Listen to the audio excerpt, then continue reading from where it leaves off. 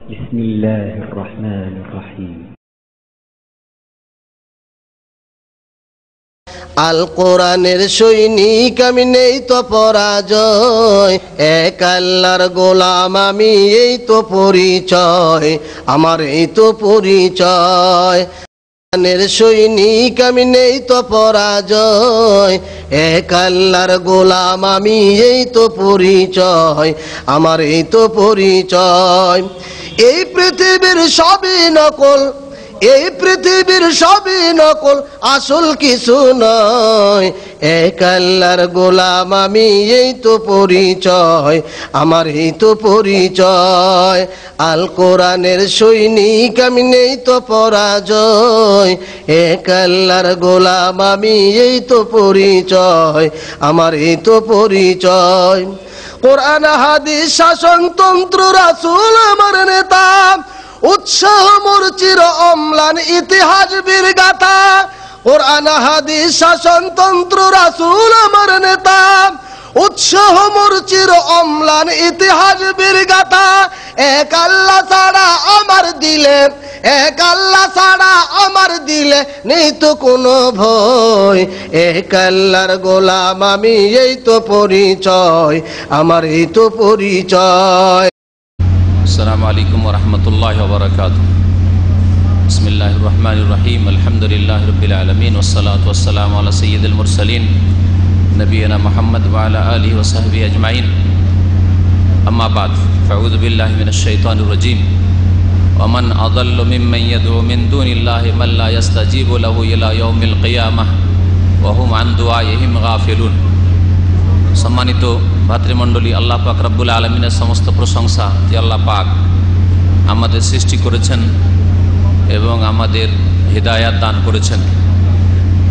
সালাত এবং সালাম নাজিল নবী মুহাম্মদ রাসূলুল্লাহ সাল্লাল্লাহু আলাইহি ওয়াসাল্লামের ওপর, যাকে আল্লাহ পাক রব্বুল আলমিন রাহমাতুল্লিল আলমিন করে বিশ্বজাহানের হিদায়াতের জন্য আল্লাহ পাক রব্বুল আলমিন তাকে পাঠিয়েছেন, যার মাধ্যমে আমাদের মতো অসংখ্য মানুষকে আল্লাহ পাক জাহান্নামের রাস্তা থেকে জান্নাতের রাস্তাতে নিয়ে এসেছেন। আল্লাহ পাকের অশেষ শুকরিয়া। আমাদের গতকালকের আলোচনা ছিল শিরকের ধরন বা শিরকের বিভিন্ন রূপ সম্পর্কে, যে বিভিন্ন রূপে আমাদের দেশগুলিতে শিরকের বহিঃপ্রকাশ ঘটেছে, যেগুলি মুসলিম সমাজে ছড়িয়ে আছে। হিন্দুদের শিরক নাই, ইহুদি খ্রিস্টানদের শিরক নাই, তাদের তো শিরক আছেই, কিন্তু মুসলিম সমাজে বড় বড় শিরক ঢুকে আছে, অথচ সেগুলিকে পাপ মনে করা হয় না, ধর্ম মনে করা হয়, গুনাহ মনে করা হয় না, নেকি মনে করা হয়, মন্দ কাজ মনে করা হয় না, ভালো কাজ মনে করা হয়, সেগুলিকে অন্যায় অপরাধ মনে করা হয় না, সেগুলিকে সওয়াবের কাজ আর পরকাল দুনিয়া আখেরাতের সুখ শান্তির উপায় মনে করা হয়। সেগুলিকে মনে করা হয় যে এগুলি হচ্ছে ইবাদত বন্দেগী, আর এগুলি হচ্ছে আল্লাহ পাকের সন্তুষ্টির কারণ।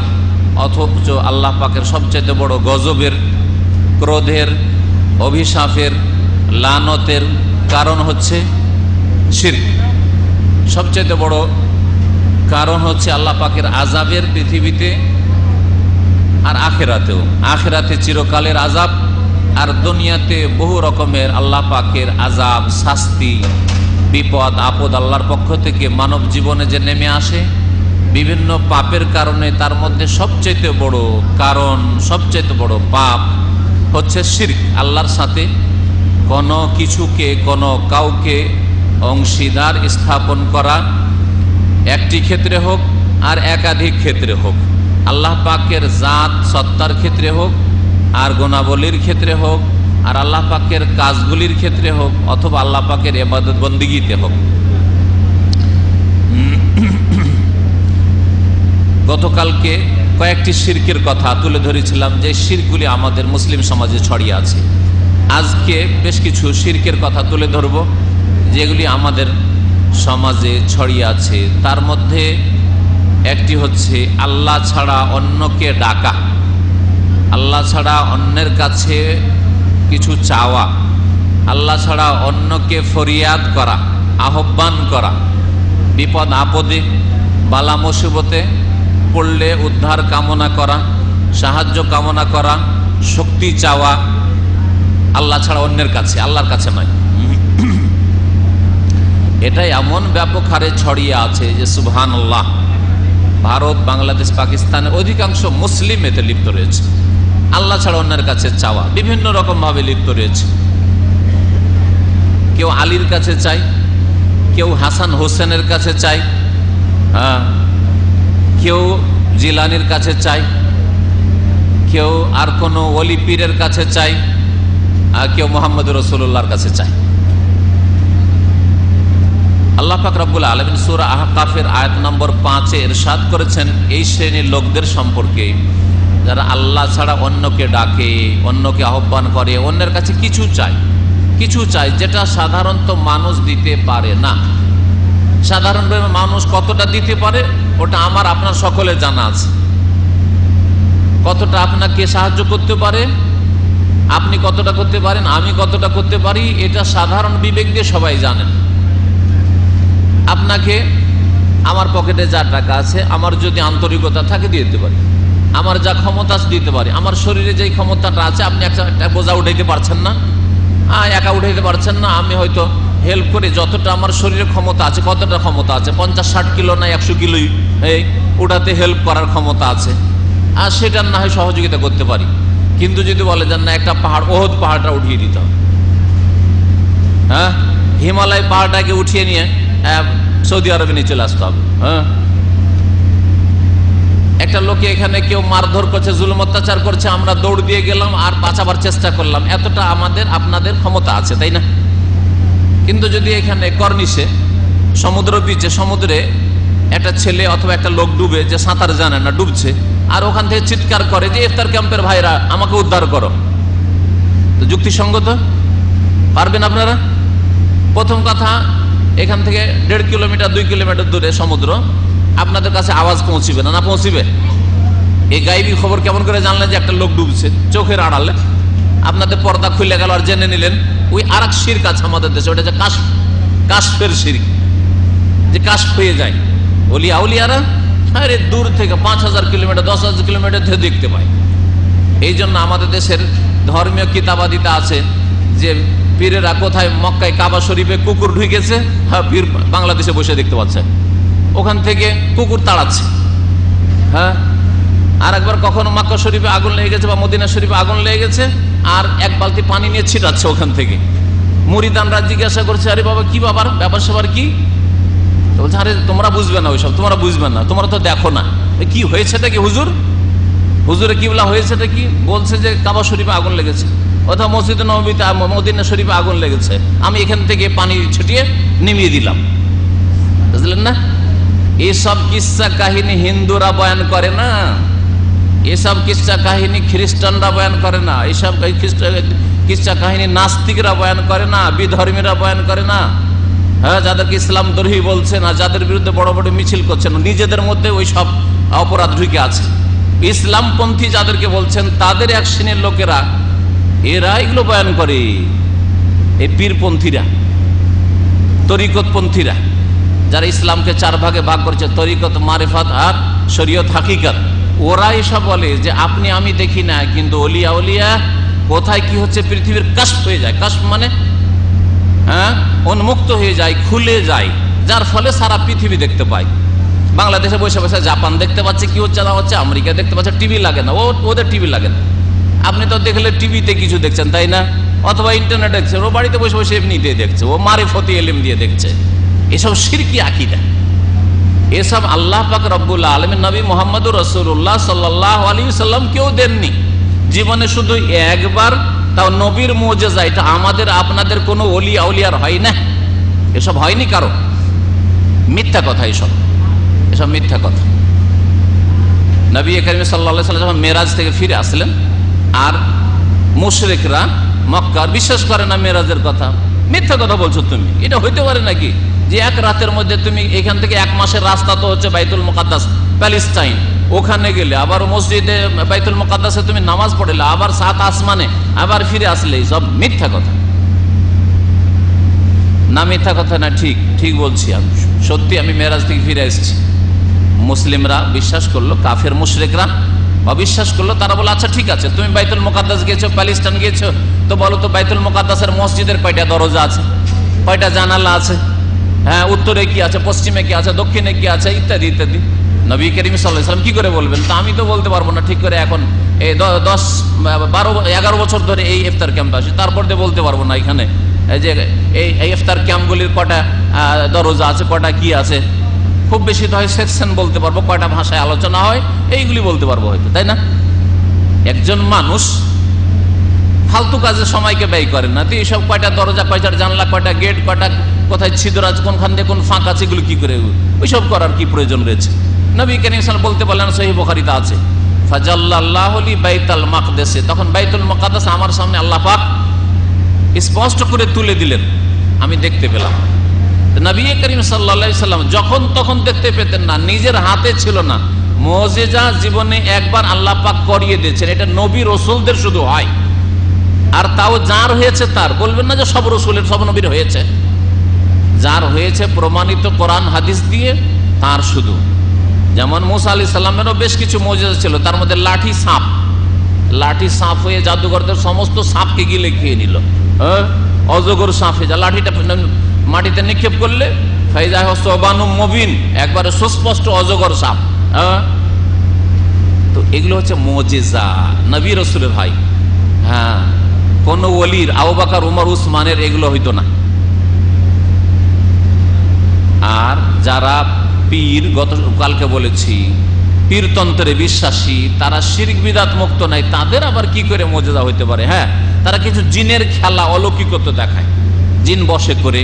তারপরে কিছু জাদু জানে। এদের অনেকেই জাদুর বিদ্যায় পারদর্শী। যেমন জাদুর বিদ্যা করে অমুসলিম ফাসিকরা, হ্যাঁ ঠিক তেমনি পীর যারা, তারা অনেকেই জাদুর কারবার করে, মন্ত্রতন্ত্রে যে জাদু করে, এগুলোতে কিছু অলৌকিকত্ব দেখায়। কিন্তু বলবেন যে কোন ওলি, কোন পীর, হ্যাঁ ওলি মানে পীর নাই, কালকে বলেছি ওলি আলাদা, গতকালকে বলা হয়েছে, আর পীর আলাদা জিনিস। পীরতন্ত্র বিদআত, আর ওলি মানে আল্লাহ পাকের বন্ধু হওয়া। যদি হয়তো আল্লাহ পাকের বন্ধু হওয়ার ফর্মুলা কোরআন হাদিসে রয়েছে, সবার জন্য রাস্তা খোলা আছে, আপনাদের জন্য রাস্তা খোলা আছে, একটা ছোট বাচ্চার জন্য রাস্তা খোলা, সবার সামনে রাস্তা খোলা আছে। সবাই এই ময়দানে প্রতিযোগিতা করতে পারেন আল্লাহ পাকের দোস্ত, আল্লাহ পাকের ওলি, আল্লাহ পাকের বন্ধু হওয়ার জন্য। বলছিলাম যে এই যে জানতে পারে নাই, দেখতে পাই। প্রথম কথা, একটা লোক ডুবছে চোখের আড়ালে, কি করে জানলেন? বা একটা লোক আগুনে জ্বলছে, কি করে জানতে পারলেন? তারপরে জেনে আবার ওখানে আপনার এত দ্রুত পৌঁছা, সাহায্য করা, আপনার কি এই ক্ষমতা আছে যে এখান থেকে পানি ছিটাবেন, আর আপনার এখান থেকে 1.5 কিলোমিটার 2 কিলোমিটার কেন, আপনি এখান থেকে বেশি দূর না, 100 মিটার 200 মিটার দূরে এখান থেকে পানি ছিটিয়ে নিয়ে দেবেন, এইরকম ক্ষমতা আছে? এটা সাধারণ মানুষের না, কোনো ক্ষমতা নেই। তাহলে এই ধরনের বিশ্বাস যে ওলি আউলিয়ারা দূর থেকে জানতে পারে, শিরকি আকীদা, দূর থেকে সাহায্য করতে পারে, দূর থেকে হাজির হতে পারে, দূর থেকে এসে উদ্ধার করতে পারে। আসরের নামাজ পড়লো মক্কায়, আর মাগরিব পড়ছে মদিনায়, ইফতারি করলো মদিনায়, আর এশার নামাজ তারাবি পড়ছে মক্কায়। এই সব ঢালাহারি সুফিদের, পীরদের, বিদাতীদের কিতাবে ভরা আছে, এগুলি বাস্তবে ইসলামে নেই। নবী করিম সাল্লাল্লাহু আলাইহি সাল্লামের জন্য এটা প্রথম হইতো, যদি কারো জন্য হইতো। নবী করিম 10 বছর মদিনায় থাকলেন। এই মদিনায় 10 বছর থাকাকালীন মাত্র 4টা উমরা করেছেন। যদি এইরকমই ক্ষমতা কাউকে আল্লাহ দিতেন, তো সব আগে মুহাম্মদ রাসূলুল্লাহ সাল্লাল্লাহু আলাইহি ওয়াসাল্লাম দিতেন, যে মাগরিব এশাটা পড়ে নিয়ে একটা উড়ান দিলেন, গিয়ে রাতের অন্ধকারে কাফেররা নিজের বাড়িতে ঘুমাচ্ছে, রাতে মক্কার কাবা শরীফের তওয়াফ করে উমরা করে আবার ফজর আগে এসে হাজির হয়ে গেলেন। ডেলি এইরকম করতেন, কখনো তো হয়নি।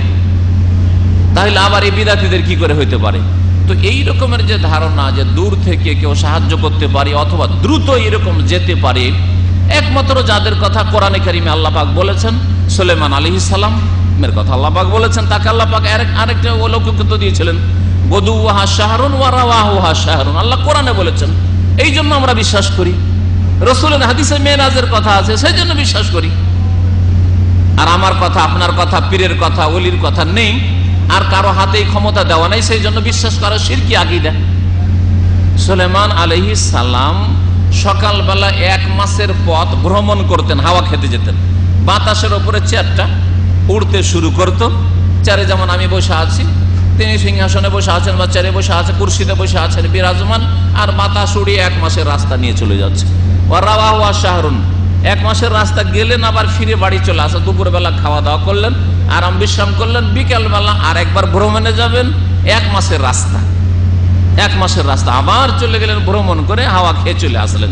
যেমন আমরা অনেকেই সন্ধ্যাবেলা হাওয়া খেতে বেরোই না, হাওয়া খেতে বেরোয় কত দূর, 1-2 কিলোমিটার, খুব বেশি গেলে, আজকাল সৌদি আরবের রাস্তাঘাট ভালো, অনেকে বিকালবেলা বেরোলো, চলো জোবাইল বিচ থেকে, সমুদ্র বিচ জোবাইল থেকে ফিরে আসি, তাই না?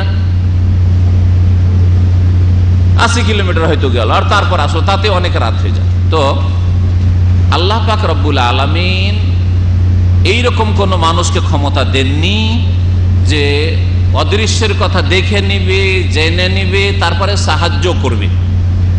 শিরকি আকীদা আমাদের মুসলিম সমাজে যে অদৃশ্যের কথা জানতেও পারে, দেখতেও পারে, যেতেও পারে, উদ্ধারও করতে পারে, সাহায্য করতে পারে। মানুষের শরীরে, বিদ্যা বুদ্ধিতে যতটা ক্ষমতা আছে, শক্তি আছে, তার অতিরিক্ত কেউ কাউকে সাহায্য করতে পারে না। কেউ যদি মনে করে যে তার অতিরিক্ত পারে, তাহলে এটা শিরক। আপনার রোগ ভালো করার জন্য ডাক্তার ওষুধ দিতে পারে, আপনাকে ভালো করতে পারে না। কেউ যদি মনে করে যে ডাক্তার আমাকে ভালো করতে পারে, তাহলে শিরক। আপনার শরীর সুস্থ করার জন্য বা আপনার বিপদ আপদ দূর করার জন্য শরীরে অসুবিধা, শারীরিক ফুক ফাঁক দেওয়া, দোয়া পড়ে ফুক দিয়ে দেওয়া, এটা আমার ক্ষমতায় আছে, আপনারও ক্ষমতায় আছে। কিন্তু আপনাকে ভালো করে দেওয়া ফুক দিয়ে একবারে, এটা আল্লাহ পাকের ক্ষমতা, কারো ক্ষমতা নেই। যদি কেউ মনে করে যে শাইখের এই ক্ষমতা আছে, ফুক দিলেই ভালো হয়ে যাবে, তাহলে শিরক করলো, সে শিরক করলো। এটা হচ্ছে দ্বীন ইসলাম, এটা হচ্ছে তাওহীদ, আল্লাহর একত্ব। যে আল্লাহ পাক রব্বুল আলামিন অসাধারণ ক্ষমতার মালিক, মানুষের ক্ষমতা সীমিত। যারা আল্লাহ ছাড়া অন্যের কাছে চাই, জীবিতর কাছে যদি অসাধারণ কিছু চাই, অথবা মৃতর কাছে যেমন চাই, আমাদের দেশের মানুষেরা কবর মাজারে গিয়ে চায়। এই জন্য কবরকে তারা 3 ভাগে ভাগ করেছে। নবীর কবর হচ্ছে রওজা শরীফ, আর যদি পীরদের কবর হয়, পাকা কবর হয়, তাহলে হয়ে গেল মাজার শরীফ। আর বাপ মায়ের কবর হয়, হ্যাঁ, ছেলে মেয়েরও কবর হয়, তাহলে ওগুলো হলো কবর, ওগুলো কবর। কিন্তু পাকা কবরকে কবর বলা বেয়াদবি, আর নবীর কবরকে কবর বলা বেয়াদবি। এগুলি বিদাতি ধারণা। ইসলামে সবগুলি কবর। হ্যাঁ, সাহাবায়ে কেরামরা, এমনকি মা আয়েশা রাদিয়াল্লাহু তাআলা আনহা, সবচেয়ে প্রিয় ব্যক্তি তার কাছে, তার স্বামী, তার রাসূল মুহাম্মদ রাসূলুল্লাহ সাল্লাল্লাহু আলাইহি ওয়াসাল্লামের কবরকে কবর বলেছেন। বহু হাদিস রয়েছে। এইরকম আলোচনা এর আগে আমি অনেকবারই করেছি। আল্লাহ পাক ইরশাদ করছেন যে যারা আল্লাহ ছাড়া অন্যের কাছে চায়, ওমান আযাল্লু মিম্মান ইয়াদউ মিন দুনিল্লাহ, আল্লাহকে বাদ দিয়ে যারা অন্য কাউকে ডাকে, যে মাদাদ ইয়া রাসূলুল্লাহ, আল্লাহ, হে আল্লাহ রসুল মদদ করো। এটা মুসলিম সমাজের বহু মুশরিকরা চেয়ে থাকে, যারা শিরক করে থাকে। এমনকি মসজিদ নববীতে এসেও আল্লাহর কাছে, মদিনা এসে চাওয়ার তৌফিক হয় না, রসুলের কাছে চায়। হজ করে আসে, হজ করে আসলো, গুনাহ খাতা মাফ হয়ে, হ্যাঁ, সে ওই নিষ্পাপ শিশুর মতো হয়ে কি ফিরে যাবে? হজ করার পরে মদিনায় এসে 40 ওয়াক্ত নামাজ পড়তে হবে, 7-8 দিন থাকতে হবে, আর এর মধ্যে সে নবীর দরগাহে হাজিরা দেয়। নবীর দরবারে হাজিরা দিতে যাচ্ছি, আর ওখানে হাজিরা দিতে গিয়ে এসে বলে মাদাদ ইয়া রাসূলুল্লাহ, হে আল্লাহ রসুল সাহায্য করুন, মদদ করুন। জি, ফাজাইল আমলের, ফাজাইলে দুরুদে আছে, হ্যাঁ, জামি সাহেব, পারস্য দেশের এক বিদাতি মোল্লা, বিদাতি পীর, তার একটা ফার্সি কবিতা আছে, যে কবিতাটা ফাজাইল আমলে জাকারিয়া সাহেব লিখেছেন। তাতে বলছেন, জামাহজুরি জা বাহাকে আলম তারাহাম ইয়া নবী আল্লাহ তারাহাম, হে আল্লাহ রসুল। প্রথম অংশটা হচ্ছে ফার্সি, জামাহজুরি জা বাহাকে আলম, পৃথিবীর অবস্থা খুব খারাপ, পৃথিবীর লোক ত্রাহি ত্রাহি করছে, পেরেশান হয়ে রয়েছে, তারাহাম ইয়া নবী আল্লাহ, সুতরাং হে আল্লাহর নবী আপনি রহম করুন, দয়া করুন। তারাহাম ইয়া নবী আল্লাহ, হে আল্লাহর নবী আপনি দয়া করুন, রহম করুন। বলুন তো আপনি কেমন মুসলিম? আপনি আল্লাহর নবীর কাছে দয়া করুন বলবেন, দরখাস্ত করবেন, চাইবেন। নবীর ইন্তেকালের পরে তাও, নবী বেঁচে থাকেন আর যদি বলি ইয়া রাসূলুল্লাহ আপনার কাছে যা আছে তা দিয়ে দয়া করুন, আমাকে একটু ইসলাম শিখিয়ে দেন, আমাকে যদি কিছু সাহায্য সহযোগিতা আর্থিক হয়, নবী সাল্লাল্লাহু আলাইহি ওয়াসাল্লাম আর্থিক সাহায্য সহযোগিতা করেছেন মানুষের, গরিব দুঃখীর, তাও করেন, তাও চলতে পারে। কিন্তু নবী সাল্লাল্লাহু আলাইহি ওয়াসাল্লাম ইন্তেকালের পরে এই জামি সাহেব তার ফার্সি কবিতায় সে বলছে তারাহাম ইয়া নবী আল্লাহ তারাহাম, আর সেটা ফাজাইল আমলে জায়গা পেল, আর সেই ফাজাইল আমলের চিল্লা সারা পৃথিবীতে হচ্ছে। আর এর নাম হলো ইসলামের তবলিগ। চিন্তা করতে পেরেছেন? এটা ইসলামের তবলিগ নাই, এটা হচ্ছে ইলিয়াসি তবলিগ। এটা কি ভালো করে মনে রাখবেন, এটা ইসলামী তবলিগ না, এটা হচ্ছে ইলিয়াসি তবলিগ। ইসলামের তবলিগ আলাদা। ইসলামের তবলিগ হচ্ছে এক হাতে কোরআনে কারীম আর এক হাতে রাসূলুল্লাহ সাল্লাল্লাহু আলাইহি ওয়াসাল্লামের হাদিস। আল্লাহ পাকের কিতাবে যা আছে তা প্রচার করতে হবে, আর আল্লাহ পাকের রসুল যা বলেছেন, যা করেছেন, যার স্বীকৃতি দিয়েছেন তা প্রচার করতে হবে। এটা যেই করে সেই ইসলামের তবলিগ করে। তবলিগ মানে পৌঁছানো, পৌঁছানো ফরজ। যার যতটা ক্ষমতা আছে আল্লাহ পাকের দিন পৌঁছাবেন অবশ্যই। আমরা আপনাদের কাছে পৌঁছাবার জন্যই আপনাদেরকে বলি যে একটু আগে ভাগে আসেন। ইফতার তো করবেন, সবাই করবেন, একটু আগে ভাগে আসেন যাতে করে আপনাদেরকে একসাথে পেলে কিছু কোরআন হাদিসের কথা পৌঁছাইতে পারি, তবলিগ করতে পারি। এটা হচ্ছে তবলিগ। আমাদের আলোচনাগুলি ইন্টারনেটে যাচ্ছে, ইউএসবিতে যাচ্ছে, মোবাইল মেমোরিতে যাচ্ছে, বা টিভিতে যাচ্ছে, বিভিন্ন প্রচার মাধ্যমগুলিতে যাচ্ছে, লিখনের মাধ্যমে যাচ্ছে, একটা লিফলেট, একটা বই, আপনার একটা এমনকি একটা এই যে আপনার প্রতিযোগিতার পেপার, এই প্রতিযোগিতার পেপারটাতেও সঠিক উত্তরটা দেওয়ার মাধ্যমে যখন উত্তর দিতে হবে তখন জানার চেষ্টা করবেন, জানবেন, সঠিক জিনিসটা জানলেন, ভুলটা সংশোধন হইল। এগুলো হচ্ছে সব তবলিগ। আমাদের ইফতার ক্যাম্পের উদ্দেশ্য হচ্ছে ইসলামের দাওয়াত, ইসলামের তবলিগ, ইসলামের প্রচার। এটা হচ্ছে তবলিগ। আর এর জন্য যে যতটা জানেন তবলিগ করবেন। আপনি যতটা নিশ্চিতভাবে ইসলাম জানেন আপনার পৌঁছানো জরুরি। আপনার কাছের লোককে, বিশেষ করে আপনি আপনার স্ত্রীকে পৌঁছাবেন, আপনার ছেলে মেয়েকে পৌঁছাবেন, আপনার বাপ মাকে পৌঁছাবেন, আপনার শ্বশুর শাশুড়িকে, শ্যালক শালিকাদেরকে পৌঁছাবেন, আপনার মামা, নানা নানি, দাদা দাদি ইত্যাদি তাদেরকে পৌঁছাবেন, ইত্যাদি আপনার কাছের লোককে পৌঁছাবেন। আল্লাহ পাক প্রথম কাছের লোককে পৌঁছাতে বলেছেন। আর না হঠাৎ করে হুঁশ হইল যে না সারা জীবনটা তো ভুল করেছি রে ভাই, সুদ খেয়েছি আর ঘুষ খেয়েছি, অফিসার ছিলাম, এই ছিলাম, সেই ছিলাম, বেঈমানি করেছি, তাহলে এখন সংশোধন করতে চাই। শর্টকাট পথ, অল্প মেহনত করে অনেক নেকি কারা দেখাইতে পারে। তো একটাই হচ্ছে রাস্তা, যে বাড়ি হচ্ছে আপনার কোথায় বলে দেন, কোনো একটা পল্লীগ্রাম, আপনার উত্তরবঙ্গের একেবারে নীলফামারী, রংপুর কোথায় বাড়ি, আর চলে গেলেন কোথায় ভাই, চিল্লাতে বেরিয়ে যান, 40 দিন যান, আপনার জীবন পরিবর্তন হয়ে যাবে। আর আপনি তবলিগে যাচ্ছেন। 40 দিনে 39ও চলবে না, 21 না, 40 দিতে হবে।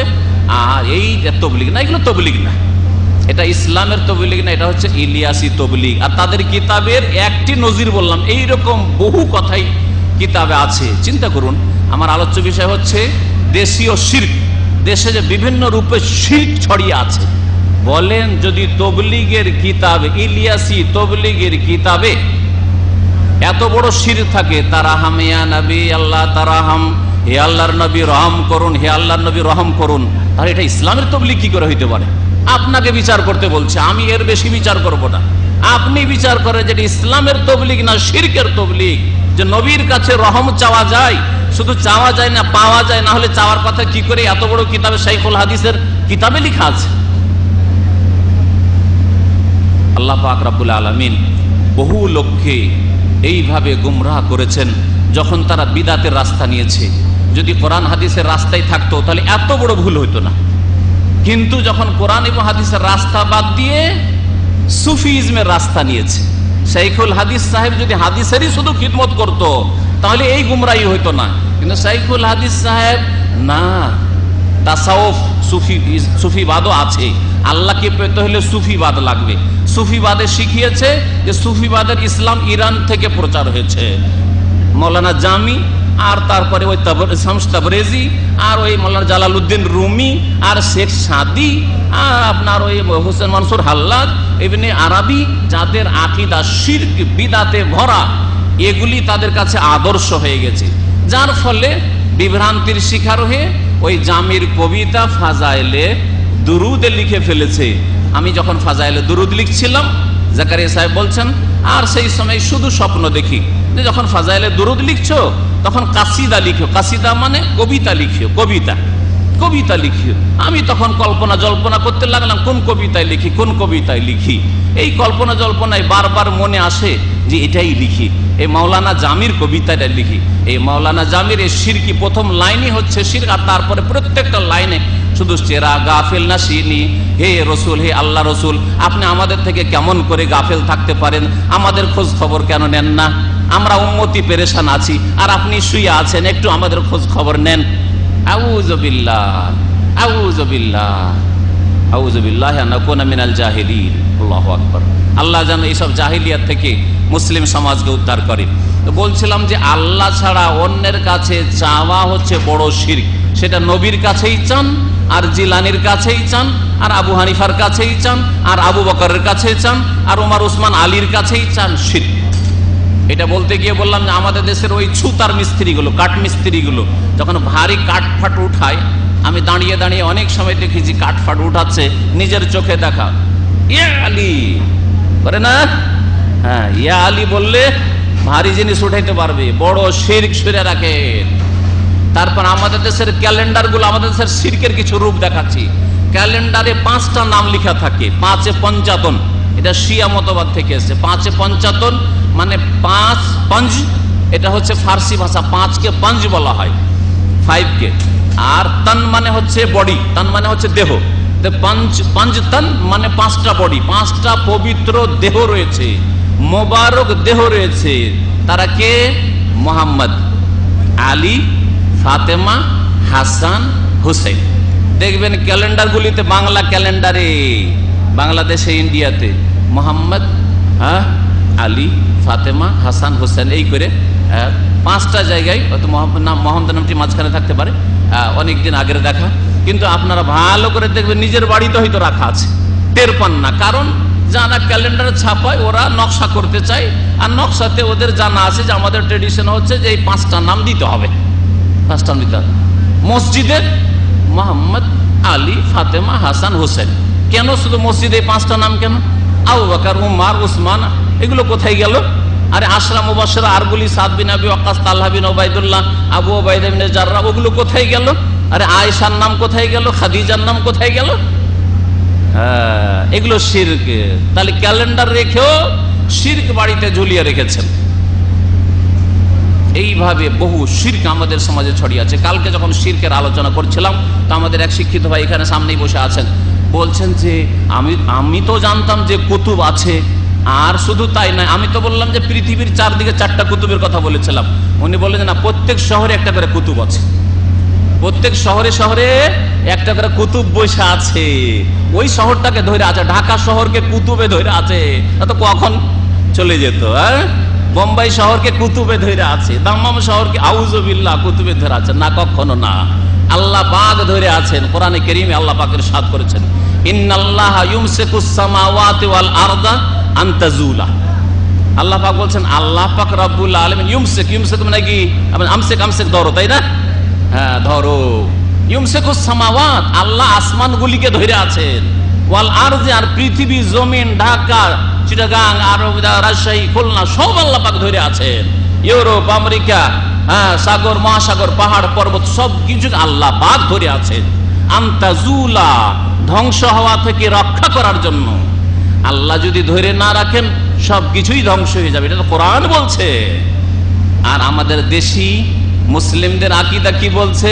প্রত্যেক শহরে একটা করে কুতুব শহরকে ধরে আছে, এলাকাকে ধরে আছে, দেশকে ধরে আছে। আউযুবিল্লাহ। আল্লাহ পাক ইরশাদ করছেন যে ওর চাইতে বড় পথভ্রষ্ট আর কে আছে? মিম্মান ইয়াদু মিন দুনিল্লাহ, যেই ব্যক্তি আল্লাহ ছাড়া অন্যকে ডাকে, অন্যকে ডাকে, যাকেই ডাকুক। যেমন গতকালকে বলেছি, ইয়া গাউসুল আজম, ইয়া গরিব নওয়াজ, হ্যাঁ বলা, বা যে কোনো ব্যক্তিকে, ও বাবা আমাকে উদ্ধার করো, হ্যাঁ বাবা আমাকে রক্ষা করো, বাবা আমাকে সন্তান দাও, বাবা আমার রোগ ভালো করে দাও, বাবা আপনি না ভালো করলে, আপনি একটু নজর না দিলে, আপনার তাওয়াজ্জুহ শরীফ না হলে, হ্যাঁ আপনার যদি একটু ফাইজ বরকত না পায়, এগুলো হচ্ছে আমাদের দেশে ধর্মীয় ভাষা। ফাইজ, ফাইজ, বাবার ফয়েজ, ফয়েজ আছে, হ্যাঁ বাবার তাবাররুক হাসিল করে এলাম, বাবার থেকে আরো কত কি যে কত ভাষা দিয়ে আছে, আল্লাহু আকবার। সবগুলি হিন্দুদের ভাষাকে ফার্সিকরণ হয়েছে। হিন্দুদের এই ভাষাগুলি ছিল সংস্কৃতে আর হিন্দিতে, ওগুলোকে ফার্সি করে নিয়েছে। আর ফার্সি করে নিলে তো মুসলমান ধোকা খেয়ে যায়, আরে এটা তাহলে ইসলাম, ফার্সি মানে ইসলাম, তাই না? তো এই হয়ে গেছে অবস্থা। আল্লাহ পাক বলছেন ওর চাইতে বড় গুমরাহ, পথভ্রষ্ট আর রাস্তাহারা আর কেউ নেই, যেই ব্যক্তি আল্লাহ ছাড়া অন্যকে ডাকে, এমন সবকে ডাকে, মাল্লা ইয়াস্তাজিবু লাহু ইলা ইয়াউমিল কিয়ামাহ, কিয়ামত পর্যন্ত তাদের ডাকে সাড়া দিতে পারবে না।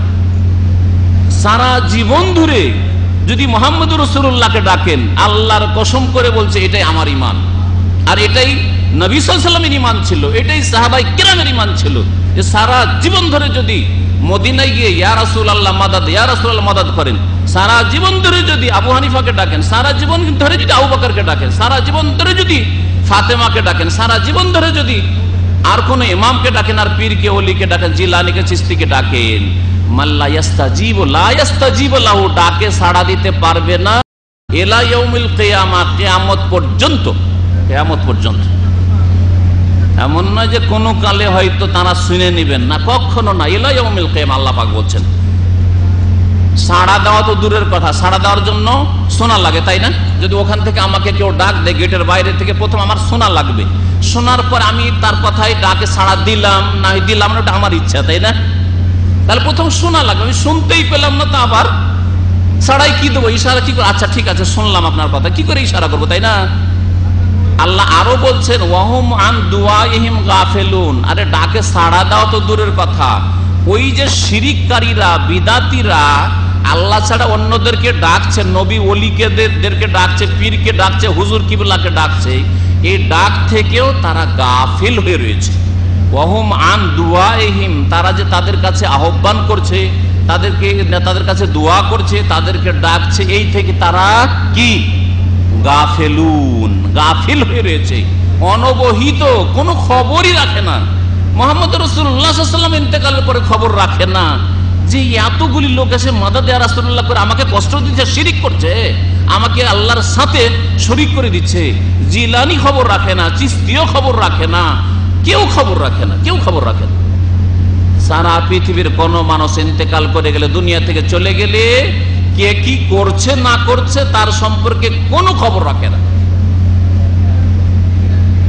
এই জন্য সূরা মায়েদার শেষ রুকুতে আল্লাহ পাক ইরশাদ করেছেন ঈসা আলাইহিস সালামের কথা, যে ঈসা আলাইহিস সালামকে যখন আল্লাহ পাক বলবেন, কিয়ামতের দিনে ডেকে বলবেন যে ওয়াইজ কালাল্লাহু ইয়া ঈসা মানে মারইয়াম আ আনতা কুলতা লিন-নাস, তুমি কি মানব জাতিকে মানে খ্রিস্টানদেরকে বলেছিলে যে ইত্তাখিজুনি ওয়া ইলাহা উম্মিয়া ইলাহাইনা মিন দুনিল্লাহ, আমাকে আর আমার মা মরিয়মকে, মেরিকে আল্লাহর সাথে দুটো আরো এলা করে তিন খোদাই বিশ্বাসী হয়েও, তৃত্ববাদ, যেমন ক্যাথলিকরা তৃত্ববাদে বিশ্বাসী, তো তিন খোদাই তোমরা বিশ্বাস করিও, তিনটা খোদা না এক খোদা, তুমি কি এই শিক্ষা দিয়েছিলে?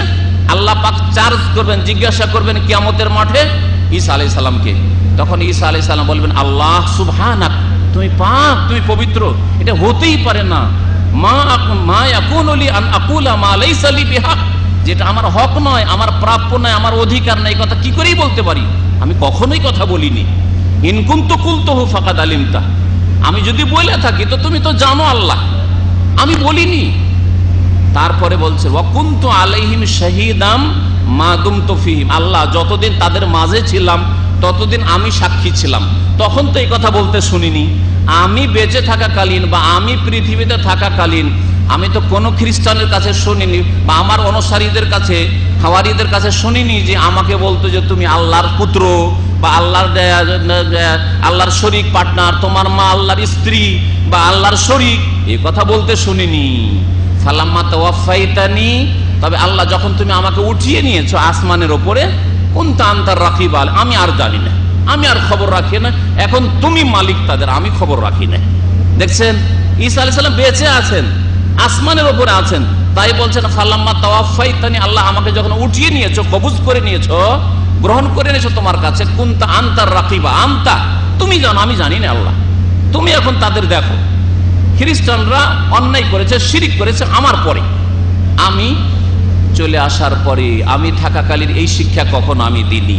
তাহলে আল্লাহ পাক নবীদেরকে কিয়ামতের দিন জিজ্ঞাসা করে ওই মুশরিক জাতিদেরকে লাঞ্ছিত করবেন। মুহাম্মদ রাসূলুল্লাহকে জিজ্ঞেস করবেন কিয়ামতের দিনে যে হে মুহাম্মদ, তোমার উম্মতকে এই কবর মাজার পূজা করতে বলেছিলে, আর বলেছিলে যে তারহাম ইয়া নবী আল্লাহ পড়বে, মাদাদ ইয়া রাসূলুল্লাহ বলবে। সেই দিন মুহাম্মদ রাসূলুল্লাহও ঘোষণা করবেন যে হে আল্লাহ, এদের থেকে আমি সম্পর্ক ছেদের ঘোষণা করছি, আমি জানি না যে সব কি করেছে।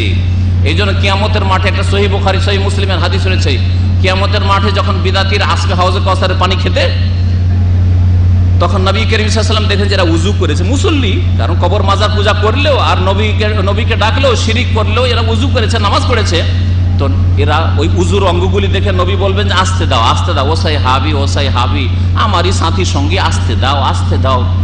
তখন ফেরেশতারা ওদেরকে তাড়াবে, আসতে দেবে না, বাধা দেবে, আর বলবে ইন্নাকা লা তাদরি মা আহদাসু বাদাক, হে নবী আসলে তুমি জানো না, লা তাদরি মানে তুমি জানো না, মা আহদাসু বাদাক তোমার পরে এরা কি বিদআত আবিষ্কার করেছে, কি তোমার ধর্মের নামে নতুন কাজ আবিষ্কার করেছে, তুমি জানো না যে এরা কি করে এসছে। এরা কবর মাজার পূজা করে এসছে, এরা তোমাকে ডেকে এসছে, হ্যাঁ আল্লাহকে ডাকেনি, এরা তোমাকে ডেকেছে, এরা জিলানিকে ডেকেছে, এরা চিস্তিকে ডেকেছে, এরা কবর মাজার পূজারই ছিল সব। তখন নবী বলবেন, আর রিকোয়েস্ট করবেন না, বলে ফাসোহকান সোহকান লেমান বাদদালা দিন, দূরে তাড়িয়ে দাও, ভাগিয়ে দাও, তাড়িয়ে দাও এদেরকে, লেমান বাদদালা দিনী, যারা আমার দিনকে, আমার ধর্মকে, আমার নিয়ে আসা জীবন বিধানকে বদল করে দিয়েছে, বিকৃত করে দিয়েছে, চেঞ্জ করে দিয়েছে, তাড়িয়ে দাও এদেরকে। তাহলে চিন্তা করুন, কিয়ামতের দিনে বেদাতিরা শাফাত পাবে, বেদাতিরা হাউজে কাউসারের পানি পাবে না, নবী করিম সাল্লাল্লাহু আলাইহি ওয়াসাল্লামের কাছে পৌঁছিতে পারবে, তাদেরকে তাড়িয়ে দেওয়া হবে। সহিহ বুখারী হাদিস বললাম আপনাদের।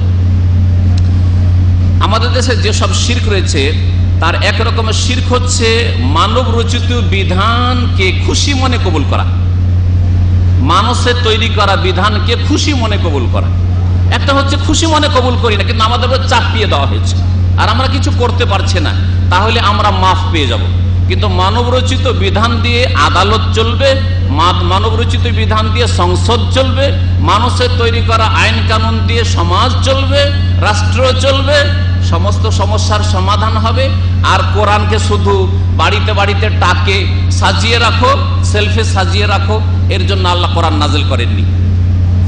যারা স্বেচ্ছায় খুশি হয়ে এই মানব রচিত বিধানকে মেনে নিয়েছে, ওই সব দল করে, ওই সব দলে বিশ্বাসী, ওই সব দলের নীতিতে বিশ্বাসী, তারা শিরিক করলো, তারা আল্লাহর বিধানকে উপেক্ষা করলো। এটার ওপর, এই কোরআনের ওপর প্রাধান্য দেওয়া নাই যদি মনে করে সমান। এটা হচ্ছে মানুষের তৈরি পশ্চিম আইন, পুঁজিবাদ, সমাজবাদ, মাওবাদ, মার্ক্সবাদ, আর এটা হচ্ছে আল কোরআনুল কারীম। কেউ যদি বলে যে কোরআন আর এটা সমান, তাহলে সে মুসলিম নয়, সে কাফের, মুশরিক। শুনে রাখেন ভালো করে, কারণ মানুষের তৈরি করা অচল জিনিসকে আল্লাহ পাকের কালামের সমান করে দিল। তাহলে কেউ যদি বলে যে কোরআন আজকালকার যুগে চলবে না, এটা মধ্যযুগীয় কথা, এই যুগে সায়েন্স টেকনোলজির যুগে, যান্ত্রিক সভ্যতার যুগে, আর ইন্টারনেট আর টিভির যুগে আর মোবাইলের যুগে আবার কোরআন চলে নাকি, চোরের হাত কাটা চলে নাকি, আবার কেসাস হত্যার বদলে হত্যা চলে নাকি, এই জেনার রজম শাস্তি চলে নাকি, আর এই কোড়া মারা বেতরাঘাত চলে নাকি, ওই সব চলবে না। আজকাল পশ্চিম আইন লাগবে, না হয় রাশিয়ার আইন লাগবে, না হয় চীনের আইন লাগবে। এই সব কথা যদি কেউ বলে, অথবা আমাদের দেশের আমরা সংসদ সদস্য, আমরা এমপিরা, আমরা আইন তৈরি করব, সংবিধান তৈরি করব, তাহলে সেই ব্যক্তি কাফের, মুশরিক হয়ে যায়, মুসলমান থাকে না। শুনে রাখেন ভালো করে, মুসলিম থাকে না। তবে আমাদের উপরে চাপিয়ে দেওয়া হয়েছে, আমরা এগুলোতে বিশ্বাস করি না, এর উপর আমরা রাজি নয়, এগুলোকে আমরা অন্তর থেকে ঘৃণা করি, আমরা এর বিরুদ্ধে মুখে বলি। নবী করিম সাল্লাল্লাহু আলাইহি ওয়াসাল্লাম 3টি স্তর বলেছেন, সহিহ বুখারীর হাদিস, সহিহ মুসলিমের হাদিস, মান রা মিনকুম মুনকারান, কেউ যদি অন্যায় কাজ দেখে, মানব রচিত বিধান, অন্যায় কাজ, মদের চাইতে অন্যায় বেশি, আরে মদ একজন খাচ্ছে আর দেশে মদের লাইসেন্স দেওয়া হচ্ছে, ওর চাইতে বেশি মাজার তৈরি করতে দেওয়া হচ্ছে, মাজারে শিরক করতে দেওয়া হচ্ছে, বরং তারা নিজেরা নেতারা গিয়ে সহযোগিতা করছে। তাহলে এটা তো মদের লাইসেন্স দেওয়ার চাইতে বড় অপরাধ। মানরা আমিন কুমন কারণ যে কোনো অন্যায় তোমাদের মধ্যে কেউ যদি দেখে ফালিয়ুগাইয়িরহু বিয়াদিহি, হাত দ্বারা বল প্রয়োগ করে বাধা দেবে। বল প্রয়োগ করে আমি বাধা দেব না, কারণ আমার ক্ষমতা না, এটা বাধা দিবে রাষ্ট্রের নেতা। রাষ্ট্রের নেতা বাধা দেওয়া তার জন্য ফরজ। বল প্রয়োগ করে তাদের কবর মাজার বন্ধ করতে হবে, মদের লাইসেন্স বন্ধ করতে হবে, বেশ্যাখানা বন্ধ করতে হবে, সহশিক্ষা বন্ধ করতে হবে, হ্যাঁ, মানবরচিত বিধান বন্ধ করতে হবে। ফালিয়ুগাইয়িরহু বিয়াদিহি, বল প্রয়োগ করে মুসলিম নেতার উপর ফরজ, তারা মানবরচিত বিধানকে দূরে সরিয়ে দেবে, শিরক বিদআতকে দূরে সরিয়ে দেবে, কোরআন সুন্নাহর প্রচার প্রসার করবে, এটা তাদের উপর ফরজ বল প্রয়োগ করা। আমার জন্য বল প্রয়োগ করা ফরজ নাই।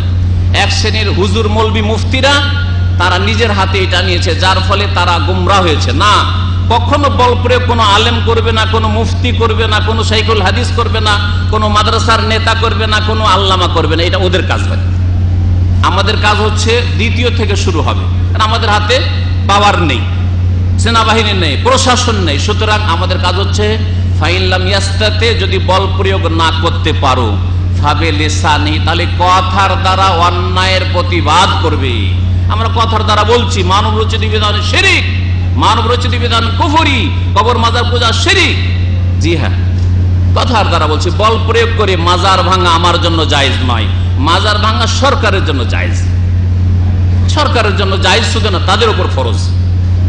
আর একটা কথা এখানে বলি, হ্যাঁ, আমার জন্য আপনার জন্য ফরজ বল প্রয়োগ করা, আমার বাড়িতে আপনার বাড়িতে, আমার বাড়িতে আমার বল প্রয়োগ করা ফরজ। আমার বাড়িতে যদি অন্যায় কাজ হয়, আপনার বাড়িতে শিরিক হচ্ছে, বিদআত হচ্ছে, আপনার স্ত্রী যাবে মাজারে চাদর নিয়ে, আপনার বল প্রয়োগ করা ফরজ। আপনার স্ত্রী মানব বা আপনার ছেলে আপনার খায় দায় আর মানব রচিত বিধানের সমর্থন করে আর তার জন্য হইচই করে মিছিল করতে যায়, আপনার জন্য বল প্রয়োগ করে বাধা দেওয়া আপনার ছেলেকে ফরজ, এটা আপনার উপর ফরজ। আপনার ছেলেকে আপনি বাধা দেবেন, আমার ছেলেকে আমি বাধা দেবো। আপনার স্ত্রীকে আপনি বাধা দেবেন, আমার স্ত্রীকে আমি বাধা দেবো। কারণ আমার নেতৃত্ব আমার বাড়িতে আছে, আপনার নেতৃত্ব আপনার বাড়িতে আছে, আর সরকারের নেতৃত্ব গোটা দেশে আছে। সুতরাং তারা বল প্রয়োগ করে দেশে বাধা দেবে।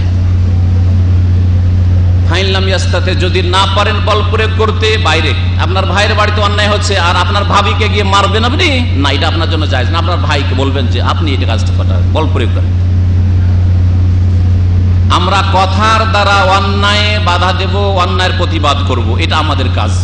ওয়াইন লাম ইয়াস্তাতে, যদি এটাও না পারেন, আপনি গ্রামে গিয়েছেন, সবগুলি হচ্ছে শিরিকপন্থী, সবগুলি হচ্ছে বিদআতপন্থী, সবগুলি হচ্ছে মানব রচিত বিধানের গোলাম।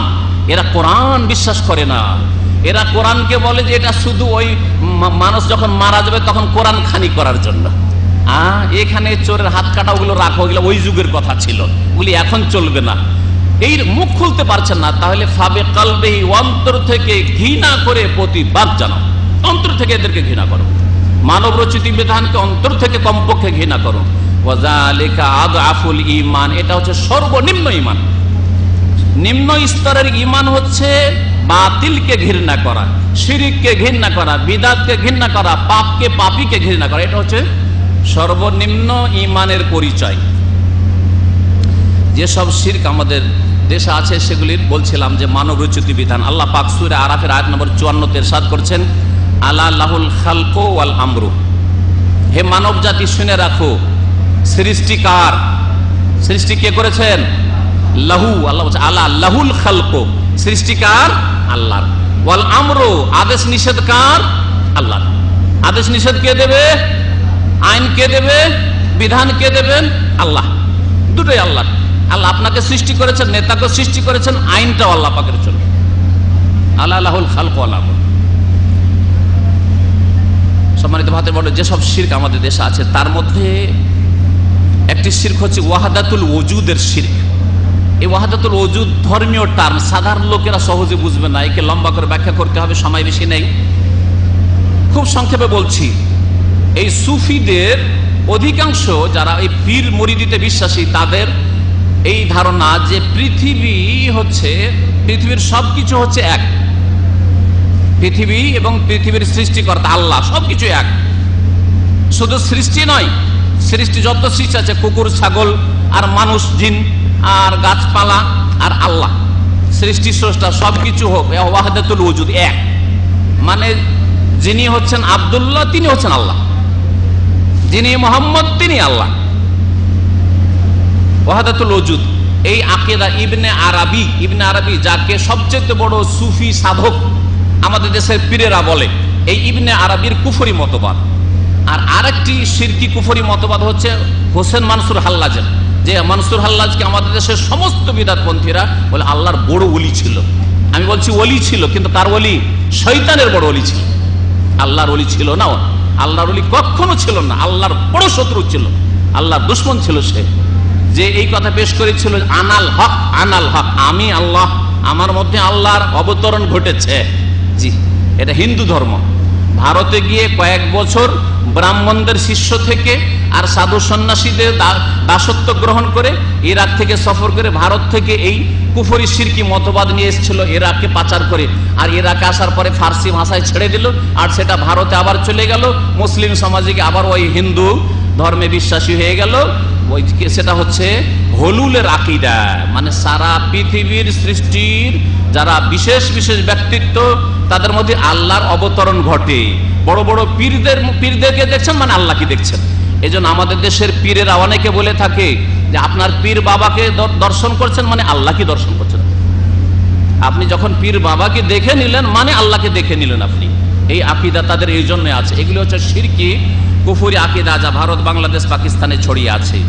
এছাড়াও যেসব শিরক আমাদের সমাজে ছড়িয়ে আছে তার একটি হচ্ছে কবরের তওয়াফ করা, কবরে সেজদা করা, কবরে গিয়ে খাসি মোরগ নিয়ে গিয়ে জবাই করা, গরু জবাই করা, বাবার সন্তুষ্টির জন্য যে আটরসি বাবা সন্তুষ্ট হয়ে যাবে, শাহজালাল বাবা সন্তুষ্ট হয়ে যাবে, বাবা আজমেরি, খাজা মঈনুদ্দিন চিশতি সন্তুষ্ট হয়ে যাবে, চাদর চড়ানো কবরে। এই শিরকগুলি ব্যাপক আকার ধারণ করে আছে আমাদের সমাজে। সেখানে গিয়ে এক এক লোক এক এক রকমের মনের আশা, কারো রোগ ভালো করার জন্য, কারো নিজের রোগ, কারো ছেলে মেয়ের রোগ, কারো ছেলে মেয়ে হয় না, কারো চাকরি হয় না, কারো চাকরিতে পেরেশান করছে তার বসে, সেই জন্য গিয়ে ধর্ণা দিচ্ছে ওই পীর বাবার কাছে বা মাজারে। এ সমস্ত বড় বড় শিরক যেগুলি করলে অতীতের সমস্ত আমল ধ্বংস হয়ে যায় আর একজন মুসলিম ইসলাম থেকে খারিজ হয়ে যায়, ইসলাম থেকে বেরিয়ে পড়ে, ইসলামে মোটেই থাকে না। এগুলো বড় শিরক। যেসব শিরক রয়েছে আমাদের সমাজে সেসব শিরকের আরেকটি হচ্ছে ইসলামের শিক্ষাকে, ইসলামিক আদর্শ নিয়ে ঠাট্টা মজাক করা, ইসলামিক আদর্শকে নিয়ে ঠাট্টা মজাক করা। আজকালকার জামায় এটা ব্যাপক আকার ধারণ করেছে। আজকাল দাড়ি নিয়ে ঠাট্টা করা হয়, দাড়িওয়ালাদেরকে মৌলবাদী। জি, টাকনার ওপরে যদি কাপড় উঠে যায় তাহলে একেবারে বলে যে এ কি আছে, মৌলবাদী আছে, হ্যাঁ, ধর্মন্ধ আর কত রকমের যে খারাপ নাম তারা দিয়ে থাকে ধার্মিক লোকদের, ইমানদারদের। তো এই দ্বীনে ইসলামকে নিয়ে ঠাট্টা করা, অত দ্বীন ইসলাম যারা পালন করছে তাদেরকে নিয়ে ঠাট্টা করা, যারা নামাজি তাদেরকে নিয়ে ঠাট্টা করা, আলেম সমাজকে নিয়ে ঠাট্টা করা, এগুলি হচ্ছে কুফরি কাজ, বড় শিরক, এতে কোনো সন্দেহ নেই। কারণ কি জন্য ঠাট্টা করছে? আপনার টাকনার ওপরের প্যান্টকে কেন ঠাট্টা করছে? আপনি ইসলাম পালন করছেন সেই জন্য, তাই না? আপনার দাড়িকে কেন ঠাট্টা করছে? আপনাকে ঠাট্টা করেন, আপনার দাড়িকে ঠাট্টা করছে কারণ আপনি ইসলাম পালন করেছেন সেই জন্য। হ্যাঁ, আপনি নামাজ পড়ছেন সেই জন্য ঠাট্টা করছে, আপনি নামাজ না পড়লে আপনাকে ঠাট্টা করতো না। যার ফলে এরা কাফের মুশরিক যারা মুসলিমদেরকে নিয়ে ঠাট্টা করে, প্রচার মাধ্যম, অনেক প্রচার মাধ্যমে ঠাট্টা করে। তারপর আজকাল বহু বিবাহকে নিয়ে ঠাট্টা করে। একটা স্ত্রী বিবাহ করে জুলম অত্যাচার করছে স্ত্রীর ওপর, স্ত্রীকে জবাই করে দিচ্ছে, প্রচার মাধ্যমে আসে না, টিভিতে আসে না যে একটা স্ত্রী তারপরও তাকে যৌতুকের জন্য, পণের জন্য জবাই করে দিয়েছে, মারছে, গায়ে আগুন লাগিয়েছে। গত কয়েক মাস আগে বাংলাদেশে ঘটেছে। এগুলো টিভিতে আসে না, লুকিয়ে রাখা হয়। কিন্তু হোক আর না হোক, কেউ যদি দুটো বিবাহ করে, দুই বিবাহ, দুটো স্ত্রীকে দেখাচ্ছে, নাটক দেখাচ্ছে, সিরিয়াল দেখাচ্ছে, আর কি জুলুম দেখাচ্ছে, দুটো বিবাহ করে বড় জুলুম করেছে। তার মানে ইসলাম বড় জুলুম করেছে, আল্লাহ বড় জুলুম করেছে দুটো, তিনটে, চারটে বিবাহের অনুমতি দিয়ে। বুঝতে পারলেন না? জি হ্যাঁ, এগুলো হচ্ছে কুফরি। এই প্রচার মাধ্যমগুলিতে কুফরি আর শিরকের প্রচার করা হয়, যারা ইসলামের বিধিবিধানকে ঠাট্টা মজাক করে। এইরকমই কুফরি কাজ হচ্ছে সময়কে গালমন্দ করা, বাতাসকে গালমন্দ করা, ঝড় তুফানকে গালমন্দ করা। বৃষ্টি চলে আসলো অথচ বৃষ্টির প্রয়োজন নেই, ঝড় চলে আসলো আপনি হয়তো দেশে যাচ্ছিলেন, গালমন্দ করা। এইভাবে শিরকের অন্তর্ভুক্ত আমাদের দেশে যেসব শিরক রয়েছে তা হচ্ছে তাবিজ তুমার। নবী করিম সাল্লাল্লাহু আলাইহি ওয়াসাল্লাম তাবিজ থেকে কঠোরভাবে নিষেধ করেছেন। তাবিজ যে কোনো তাবিজ হোক না কেন, দুয়া দিয়ে হোক আর গাছগাছড়া দিয়ে হোক আর অন্য কিছু, তাবিজ হচ্ছে শিরক। যেমন নবী করিম সাল্লাল্লাহু আলাইহি ওয়াসাল্লামের হাদিসে রয়েছে, জাদুঘরদের কাছে যাওয়া, গণকের কাছে যাওয়া, জ্যোতিষীদের কাছে যাওয়ার, হাত দেখানো, হাতের রেখা দেখে চেনছে আপনার ভাগ্য খারাপ, আপনার ভাগ্য ভালো, আপনার দুটা বিবাহ হবে, আপনি সৌদি আরব যাচ্ছেন, হ্যাঁ ইনশাআল্লাহ আপনি কামিয়াব হয়ে যাবেন, ইত্যাদি এসব কথা যারা বলে, ভবিষ্যৎবাণী করে, এরা শিরক কুফরি কাজ করে। সুতরাং এদের থেকে সাবধান। জিনদের কাছে সাহায্য কামনা করা, এসব আমাদের দেশে রয়েছে। এই জন্য জিনের কাছে ধরা না দেয়, এইরকম ওসিলা ধরা, আল্লাহ পর্যন্ত পৌঁছলে পীর ওলির ওসিলা দিয়ে দোয়া করতে হবে, এগুলি হচ্ছে শিরকের রাস্তা, এগুলো হচ্ছে শিরকের চোরা রাস্তা। সরাসরি আল্লাহ পাকের কাছে দোয়া করবেন, কোনো ওসিলা, কোনো মাধ্যম দিয়ে দোয়া করবেন না। মাধ্যম আপনার ঈমান হইতে পারে, আমল হইতে পারে, আর কোনো জীবিত ব্যক্তির কাছে দোয়া চাওয়া হইতে পারে। কোনো মৃত ব্যক্তিকে কখনো ওসিলা বানিয়ে দোয়া করবেন না। এখানে আমার আলোচনা শেষ করলাম। আল্লাহ পাক রব্বুল আলামিন যেন আমাদের গুনাহ খাতা মাফ করে দেন, শিরক বিদআতে বেঁচে থাকার তৌফিক দান করে। আল্লাহ পাক যেন সহিদিন কোরআন হাদিস মোতাবেক মানার যেন তৌফিক দান